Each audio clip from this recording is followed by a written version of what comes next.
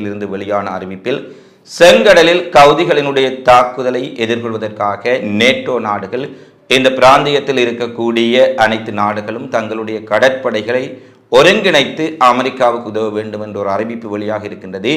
இந்த அறிவிப்பு எதற்காக வெளியிடப்பட்டிருக்கின்றது? திடீரென அமெரிக்காவின் கவுதிகளுக்கு எதிரான தாக்குதலை நடத்துவதற்காக சென்ற அமெரிக்காவினுடைய விமானந்தாங்கி போர்க்கப்பல் 1000 கிலோமீட்டர் நகர்த்தப்பட்டிருக்கின்றது.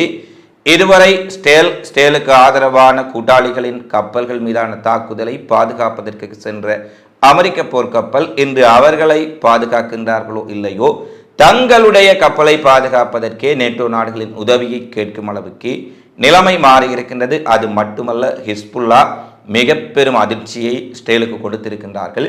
இது சார்ந்த விரிவான தகவல்களையும் ஹிஸ்புல்லா நடத்தியிருக்கக்கூடிய முக்கியமான சம்பவங்களையும் அறிந்து கொள்ள கீழே இணைப்பில் இருக்கக்கூடிய வீடியோவை தொடர்ச்சியாக பார்வையிடுங்கள்.